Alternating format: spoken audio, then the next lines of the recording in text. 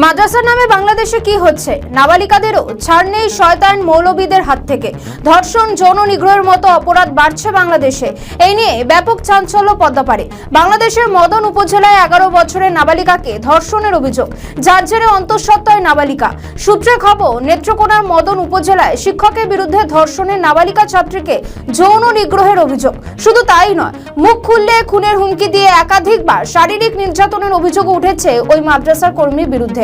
এই ঘটনার জেরে 7 মাসের অন্তঃসত্ত্বা ওই নাবালিকা। অপকর্মে অভিযুক্ত শিক্ষক আমান উল্লাহ সাগর স্থানীয় এক মাদ্রাসার পরিচালক। এই কাণ্ড গত বছর নভেম্বরে ঘটনা ঘটলেও সম্প্রতি নাবালিকার শারীরিক পরিবর্তন ও অসুস্থতা দেখা দিলে পুরো বিষয় জানাজানি হয়।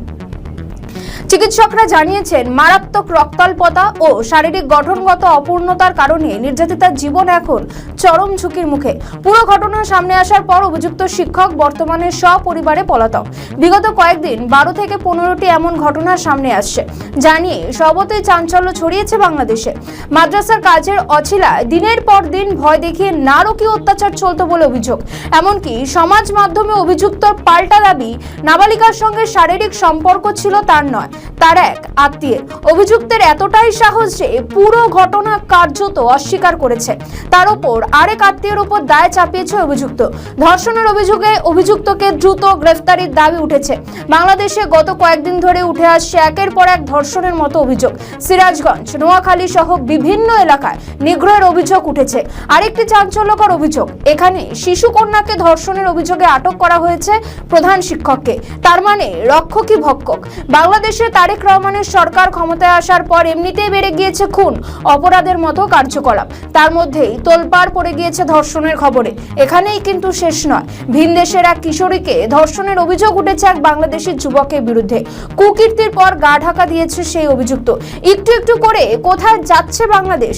যদি দেশের মহিলাদেরই নিরাপত্তা দিতে ব্যর্থ হয় বিএনপি সরকার, তাহলে আগামী দিনে কোথায় গিয়ে দাঁড়াবে বাংলাদেশের পরিস্থিতি? মাদ্রাসার মতো শিক্ষা প্রতিষ্ঠানগুলো কি আর নিরাপদ? এই প্রশ্ন জোরালো হয়ে উঠছে। আরেকটি খবরও ইতিমধ্যেই সামনে আসছে, উপবৃত্তি বা স্কলারশিপ পাইয়ে দেওয়ার লোভে ছাত্রী শ্লীলতাহানির চেষ্টা। অভিযোগ পেয়ে গণধোলাই খেতে হয় ব্যক্তিকে। এখানে সেই অভিযুক্ত এক শিক্ষকই। মাদ্রাসার পড়ুয়াদের নিগ্রহের আরও খবর মিলেছে।